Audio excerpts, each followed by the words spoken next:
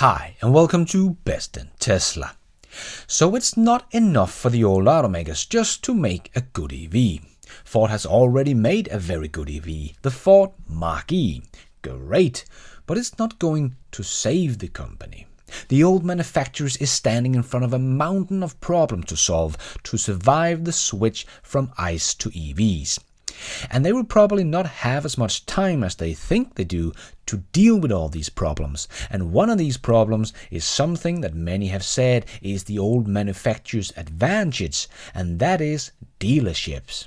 They can't just copy Tesla's online business model because in countries like the US, dealerships are protected by law.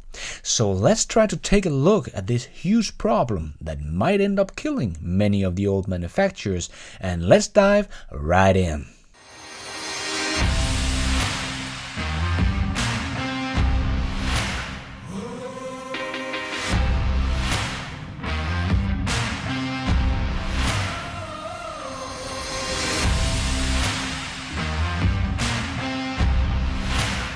So many surveys has shown that people hate going to the dealerships and go through the hassle of negotiating price and handling pushy salespeople. And it takes a long time, and there is a mountain of paperwork they have to go through. This is very different with Tesla. You don't even have to come down to their showrooms if you don't want to. You can just go online if you know what you want, and in less than a minute you have bought a car, hassle-free. But the big OEMs can't just copy this approach, because their whole business model is set up around dealerships, and the old automakers did this to save a lot of money on opening a lot of dealerships themselves, but got others to do it for them. But now this might be a big problem for them, because their entire business model is set up on earning money on maintenance and service checks, loans and insurance, not really selling cars. So when the big pile of money that dealers used to get from maintenance and service check is going away, they can of course not allow the manufacturer to take away the only thing they have left, which is loan and insurance. Because if you would buy the car directly online with Volkswagen, they will get the loan and insurance money, and the dealership will have nothing left. So the manufacturers and dealerships have to come up with some whole new business model if they both shall survive in this new electrified world. Because it is not a small thing taking away the maintenance from a dealership. That is dealership's biggest revenue income.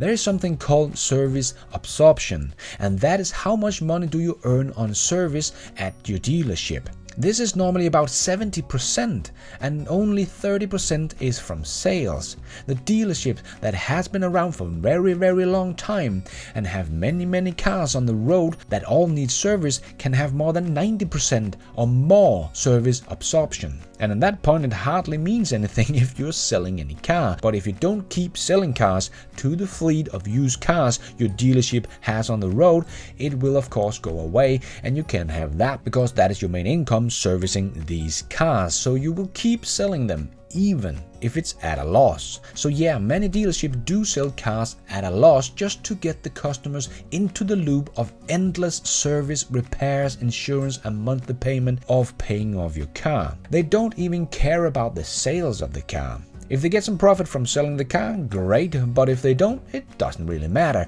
Just need to keep feeding the big fleet of used cars. Like when the Mini came back to the US, they had to start all new dealerships. They did not earn a lot of money in the beginning on this because they had no cars coming in for service. They could only rely on insurance and bank loans from the customers.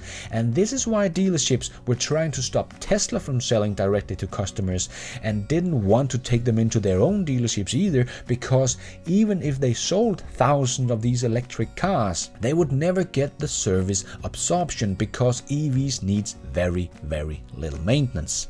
The US is a country that speaks a lot about freedom and the free market, but the dealership agreement is in direct contradiction to this free market. Tesla can't sell their cars in every state they want. Sorry, but that is not a free market. But it is actually Ford that forced the dealership agreement on themselves, because the manufacturers wanted to avoid the very expensive process of building and operating showrooms, and therefore they had the dealers coming in and opening the dealerships for them and operating everything for them. All they need to do was to sell the cars to the dealerships. But during the Great Depression, Henry Ford forced all the dealerships to continue to buy his cars to keep his production lines going and his company safe, while the economy plummeted. The dealers knew if they didn't buy these cars, they would never get another car from Ford and their business would die. And because of this, the dealership created associations to protect themselves from the manufacturer to abuse their power over the dealership. And today, every state in the US has dealer franchise laws to protect the dealers from manufacturers to just come in and opening their own dealerships and running them out of business. So in a country like the US, I don't think the automaker can just come in and open their own showrooms and sell directly to customer, because the dealerships are protected by law. So what will they do? The old business model will simply not work anymore, where more than 70% of their business is on maintenance, service check, repairs and spare parts. They need to find a new way. Probably something like we have seen in Romania, where TESLounge Bucharest has just opened a Tesla showroom, not operated by Tesla, but fully owned and operated by TESLounge Bucharest. So here you can come in and see the car, test drive the car, buy or lease them, but all the service issues for customers are still handled at the Tesla official office in Bucharest. So TESLaunch don't have to worry about that. Tesla will take care of that themselves. So maybe this is what the new business model could look like, but I think someone like Volkswagen need to make some kind of deal with the dealership that they will also take care of the service of the car as well, because Volkswagen is just too big to take this on by themselves, because Volkswagen is selling cars in 153 countries. So just getting showrooms up in every major city in every country in the world they're in would be an insane task and take a lot of time and money. So they will probably have to make some kind of deal with the already existing dealerships. But we have to remember that all the dealerships will lose an insane amount of money of their business revenue when all cars goes electric. So what would this deal look like that would satisfy the dealers as well? I have no idea, but it will probably cost both the dealerships and the manufacturer a lot of money, and they have to make a lot of compromises so they both can stay alive, because I don't see one can survive without the other. It is just too big of a system that is set up. But in a country like the US, the dealership are also protected by law, as I mentioned. So this is why manufacturers can't just go online and sell directly with customers, because this will hurt the dealerships. So even if the law allowed this, the dealership would probably not allow this. And that is the main channel for the old automakers. And in a country like the US, where more than 20% of sales revenue tax in a state comes from dealership, so this is also why legislators was unwilling to change these laws for Tesla so they could sell directly to customers, because maybe then other manufacturers will start on this as well, and what will happen to the dealerships then? And all the money that the state earns on the tax from these dealerships. So in a country like the USA, it will be even harder, because the dealership are protected by law and state's interests. And they don't really want to go electric, because that means the end of the business as they know it. They will definitely have to make some huge changes. But no matter what, they need to do something, because this is a big problem for both the dealerships and the manufacturer. And one thing I think the manufacturer is not realizing is how fast this disruption will happen. If they think they have 10 or 20 years to get all this sorted out, I think they are mistaken. Because if we believe that Tesla will make about 1 million cars this year, as I do, and if we give them the annual growth of 50% until 2025, then Tesla will be at 5 million cars in 2025. And I do think they will grow with more than just 50%, because Tesla now has the formula to build gigafactories in just a year. It was not just a China thing. They are now building one in Europe in about a year and one more in the US in about a year. And they're doing this at the same time, and they do have over $20 billion in the bank and are profitable. So what is stopping them from just making one more in Europe that is only going to produce made in Europe Model 2 hatchback, and one more in China that is only going to produce made in China Model 2 little hatchback, or whatever they will be called? They have the money to just start building these two factories in 2022 if they want to, and scale up even faster with an even bigger mass market car. And Tesla has the formula for high volume battery production that not even other battery manufacturers can keep up with, which will be the key to dominating the future of the EV market. So if we believe that Tesla will be able to make about 5 million cars at least in 2025, and if we believe that Tesla will have solved the full self-driving by then it's not just 5 million cars. It is 5 million full self-driving cars.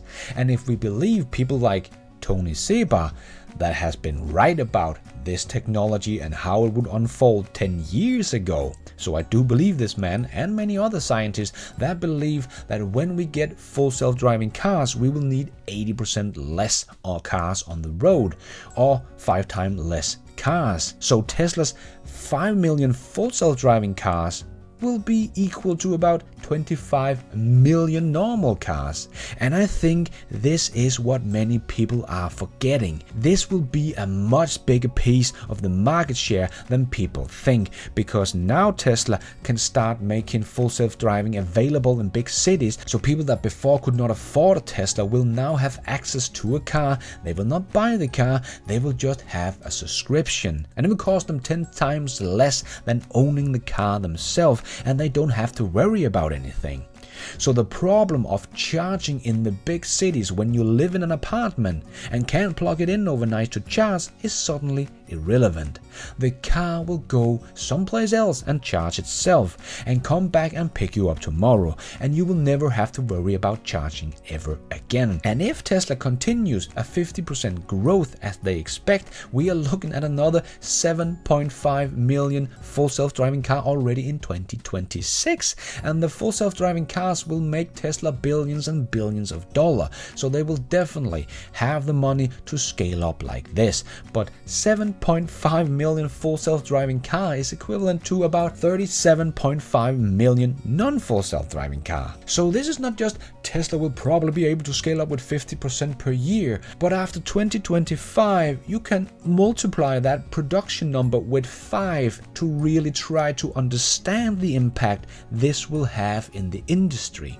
And in 2027 we are talking about over 11 million full self-driving cars, that is equivalent to over 56 million non-full self-driving cars, and so on and so on. This growth of Tesla will explode, and the impact it will have on the industry is hard to even wrap our head around. If you of course believe that Tesla will have full self-driving in 2025.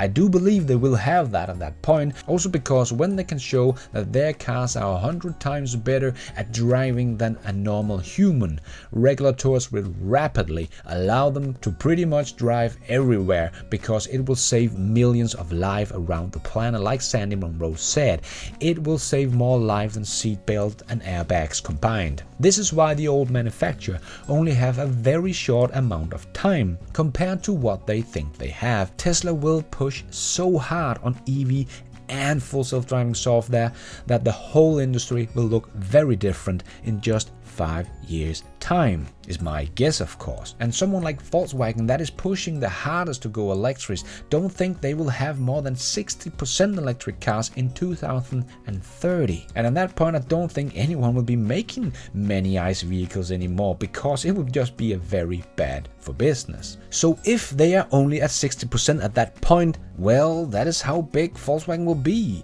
So if Volkswagen survives until 2030, they will probably be about 40% smaller than they are today. So as we have talked about before, the industry went from horse to cars in pretty much 10 years, from 11% market share to 81% market share. But this time it's not just one technology. We are not just going from ICE to EV.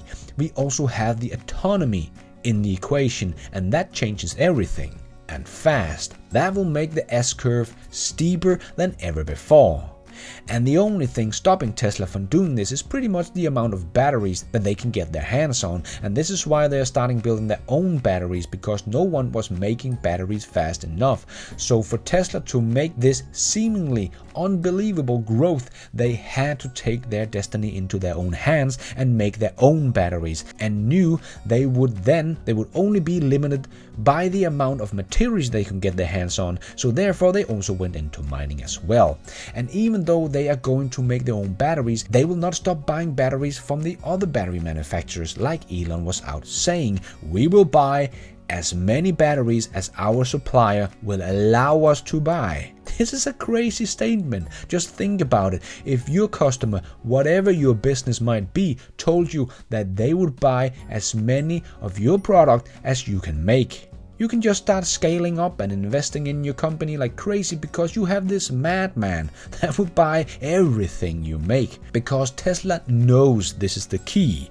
Also because they will also need a crap load of batteries for their energy business as well. That is also taking off. So Tesla is doing all they can to grow as fast as they can. Together with autonomy, the S-curve we are about to see will probably be the steepest ever. And that is why I think the old OEMs don't quite get yet how fast this disruption could take place. But in just 5 years time, I think they will understand what Tesla is doing, and I think at that point it will be too late.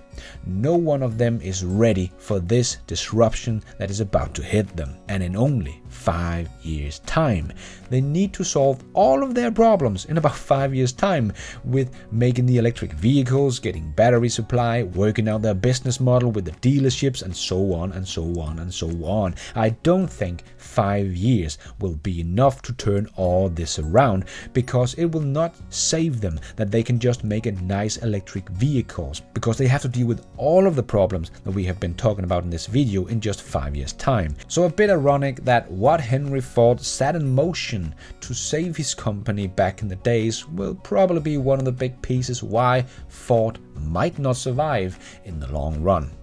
And that the manufacturers tried to save a lot of money on not owning the dealership themselves will also be a big piece of why many of them probably won't survive. But what do you think? Am I just dreaming crazy moonshot theories up again?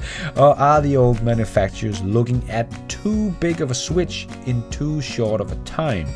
Let me know how you see this play out and what the automakers have to do to survive this disruption, because I have a harder and harder time seeing how they will survive this disruption. Let me know in the comments below. And thank you for watching. And until next time, take care out there and be nice.